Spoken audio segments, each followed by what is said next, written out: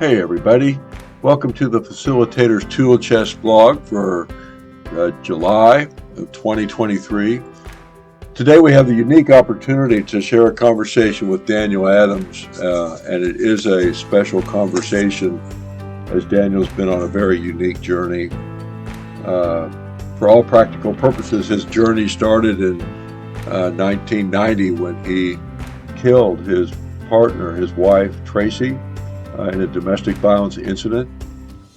Daniel spent 30 years in prison for that behavior, and his whole experience and story around the murder of Tracy can be seen in the documentary Behind the Rage that was put out by Dia Khan and her team. Today we decided to not focus so much on the event of the murder and the loss of Tracy's life, but on the change process that Daniel has been going through, and his goals and ambitions of what he would like to do to try to use his life story in a way to impact others and prevent other victims and deaths related to domestic violence. It's a privilege to sit and talk with Daniel about the change process. And I would just like to keep Tracy's name and memory in the forefront as we pursue how to take that part of the story and somehow turn it into a useful tool for good. So thanks for tuning in today. And without further ado, here's a conversation with Daniel Adams regarding his change process. And so, Daniel, do you want to introduce yourself a little bit? Thank you, Steve. Yeah. Yes, my name is Daniel Adams, and I came here to be with my friend and family, the Family Peace Initiative, and I'm here to learn, and not only learn, I'm here to develop another part of myself that I never knew until I came through these doors yesterday. I'll tell you, we met Daniel while we were participating in the filming of a documentary, Behind the Rage, and the producer, filmmaker Dia Khan put us together, and then Daniel had come to our facilitator training series, but all of that's with a motivation of putting this change process into work, helping others to make the change. But you had to kind of make the change first, right? And you have a story that's a very sad story that is worth being told. And can you talk a little bit about how you came into the world of domestic violence? What brought you here? Well, Steve, what brought me here, September 19th of 1990, I killed my wife, Tracy, in a domestic violence rage. I was sentenced to life in prison, and I was so messed up at the time that I blamed it on everybody, but who the blame actually went on, which was myself. I think that's a pretty common place for people who use violence, is to somehow justify it by blaming everybody else, right? And where can you identify a spot where you began to do it differently, where you decided maybe it's me that needs to change, or maybe I need to understand this better? At the time, I was 12 years in my prison sentence, and it had been poking me to find out why did what I did. I wanted to understand because there was something missing, and I knew I had did something that wasn't me. And so I decided to write to several different Virginia state senators and delegates. And I got one response with two organizations on it, and one was the Turning Points Men's Program in Dumfries, Virginia. And I wrote to them, and they wrote me back. I got a response from Mrs. Lee. At the time, she was the director of the program, and she sent me the the 2000 workbook, which is Domestic Violence 2000 workbook, and that opened up my eyes to the cycle of violence. So Mrs. Lee sent you a workbook that you started working on by yourself in the prison. Yes, she did. And what did you learn from that? Just, do you recall, what was the first step of the learning process in the workbook? The first step in that learning process was my will of control. When I learned how much that I had been controlled in the family that I grew up in with the verbal and physical violence, I found out how I was repeating the same violence that was perpetrated upon me. And so begins 12 years into your prison sentence, and ultimately you were in prison for 30 years before you were released. Yeah. Did you stay focused on working on yourself for those 12 years to 30 years, that 18 years there? How did the change process continue? The change process continued because after 3 years with being with the Turning Points Friends program, they came and shot a video for me for their program of me talking about my crime. In the process, Mrs. Lee stayed with me for 10 years. Wow. And there was a lot of uncovering that I had to do, a lot of internal work that I had to reveal, a lot of honest places that I did not want to go because I was afraid of what was going to be revealed. I did not want to go there, but I did. And after the 10 years, I read an article. I was at a prison far away from Northern Virginia, and I read an article out of the Washington Post about a domestic violence. A woman had fled domestic violence with her children. And that caught my attention. So you read this article in the Washington Post? Yes. And what was it about the article that really touched you? How this young lady was in a relationship with an abuser who had not only abused her, but abused her children. And here it is, I'm in prison, and it just touched me in a different way. It caused a lot of anger and rage in me because I was still wrestling with why I did what I did to Tracy, because Tracy did not deserve me doing what I did to her. Yeah. And so I was still battling with my own demons. Can you talk a little bit more about when you say battling with your own demons and the rage? Was the rage you felt toward this woman who wrote the article toward her abuser, or was the rage towards the woman writing the article? What was getting stirred up there? No, it was a man named Christopher Fay who wrote the article. Oh, okay. Yeah, and he had wrote about a woman in his program, and she was young. I didn't need to know who she was or what it was. I just knew that she had been in a domestic violence relationship, as if like it was with Tracy, and the demons that had rose up in me was the fact is I became something that I never wanted to be, nor because of the shame and the guilt that was still within me, that it just hurt so much to see another woman go through that same process. So you really connected Tracy and this woman, and it's all being activated in you. Yes. And, yeah. So how did it play out from there then? What's the process? You're kind of suddenly your shame, your guilt, and this rage is all being stimulated. How did you work through that?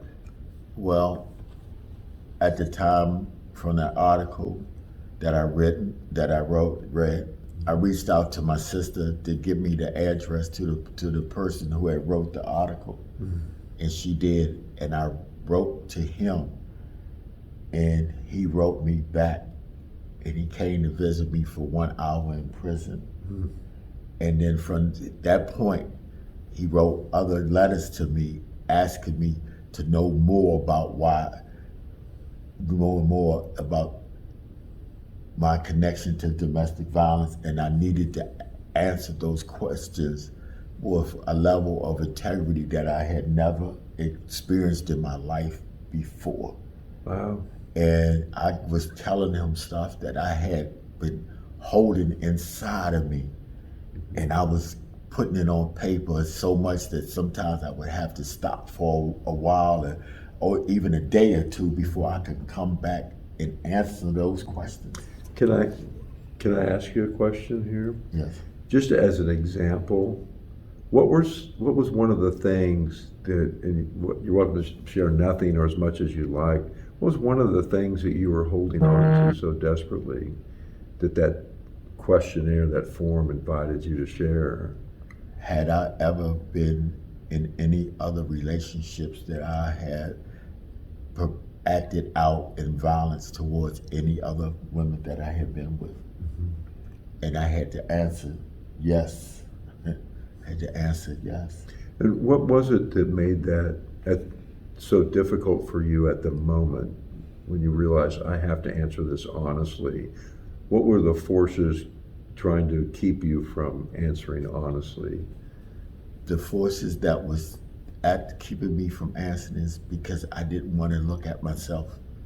I didn't want to look at how rich and messed up that I was as a person. I wanted to view myself, I was this real good dude, and I had it, I was better than what things looked like.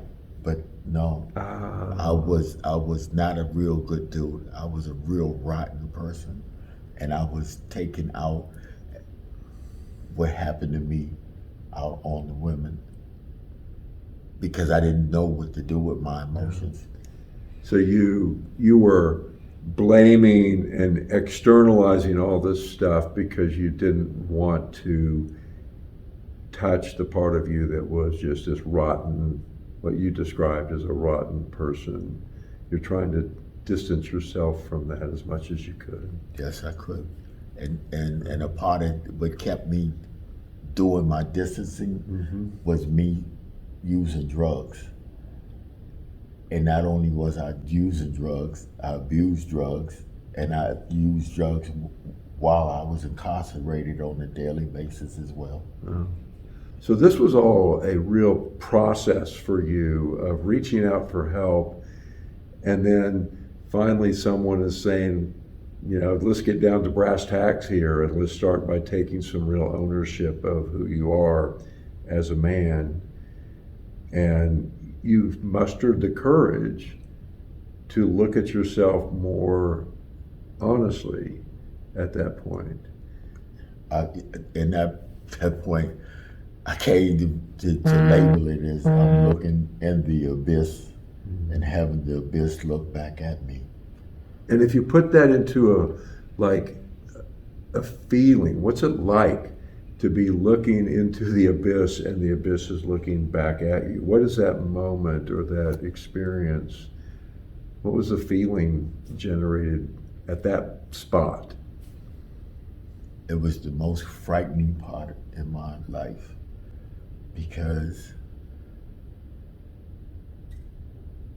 I had been so used to blaming everybody for me being the way that I was.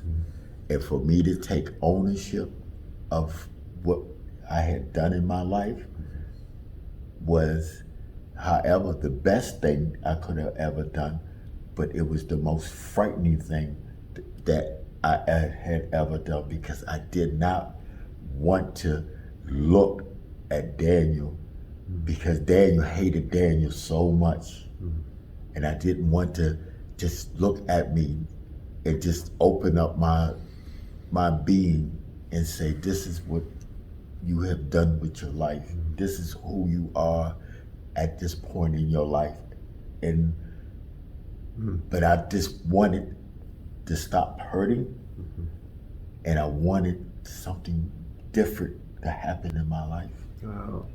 So if you move from that spot where you and the abyss are staring at each other, what's the change process from there? How do you move forward from there? What do you do?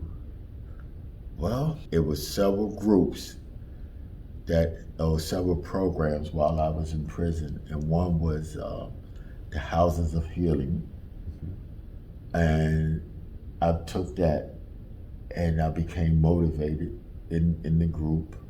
I continued working with Christopher Fay. At the time, Turning Point had stopped working with me, and they had another group called Writing to Heal. And I still had the DV 2000 workbook with me, and those were my processes that I used to continue and not to give up, because here it is, I'm still in prison. I'm still feeling guilty and completely shameful for what I did, but yet I still realized that Tracy didn't deserve what I did by me taking her life. She didn't deserve it. But I knew that if I got better, that there would be something on the other side, not knowing what it would be. But I just knew I needed to move forward, because I did not want to be that same person in prison that I had been prior to coming in prison and while I was in prison. And you're doing all this work, if I understand it correctly, not knowing if you were ever going to get out of prison. No, I did not know. Yeah. The thing about it wasn't so much in me not knowing. I was hoping, but I needed to just change for the better, not to prove anything to my family, but to prove something to me, because I've always felt in my whole life that I was, as my mother said, I wish I never had you. I felt, and I wanted to feel more complete and more whole in myself than I had felt at the time, up to in my 40s. I was in my 40s. So Daniel, we only have limited time in this particular medium in order to learn about this, and there's so much that I would love to learn about that whole process. But if we fast forward to, you got out, and after 30 years in prison, and you've been working, trying to understand yourself, and for all this time, and then you're released from prison, and you've kind of been on a mission since being released. Can you talk a little bit about what your motivation is now, what you're trying to accomplish, and why are you in Topeka, Kansas, of all places? Steve, my mission is to be an advocate against domestic violence. I wear my Stop Domestic Violence wristband. My mission is to become a facilitator of the Family Peace Initiative, because that shadow message is real. It is real. And because that's what I've experienced. Now my shadow message has changed. And why I came to Topeka, Kansas, is because I came to see Dorothy. I know. So everybody comes to see Dorothy, even me. Yeah. So, but because when I see this program and you two, and Tish and Audrey and Max, and I seen y'all in this program, I knew this was something real. It was something that had a different level of integrity in domestic violence that I wanted to experience. And regardless of what, I just knew when I made my mind up to say I was coming, no matter what, I was coming. Mm-hmm. You know, and that's what brought me here, because the level of integrity of this program, and plus your spirit, because I was like, these people here is different. We are different. I can't deny that. But different in a way of a level of energy in life that I knew it was honest and true. You know, as it was when I met Christopher Fay, it was the same. I love your story, Daniel, so much. Your story, even before Tracy, is stunningly painful. But how you're trying and feeling like you're succeeding at turning a horrible tragedy into something that can benefit others. I've already watched you, touch other people's lives and give other people hope through your story of tragedy, through Tracy's tragedy. And I know nothing can bring Tracy back, and it wouldn't have been, the wish that would have never occurred. But to take that horrible event and help it matter for others, it seems like such a great way to honor her.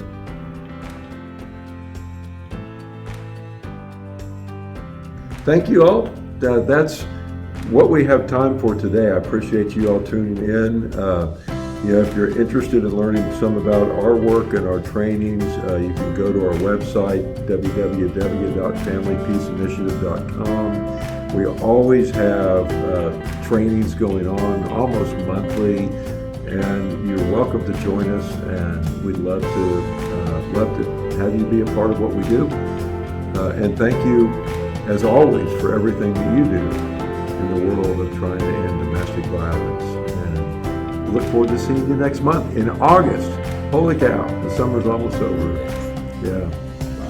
Bye-bye. Yeah.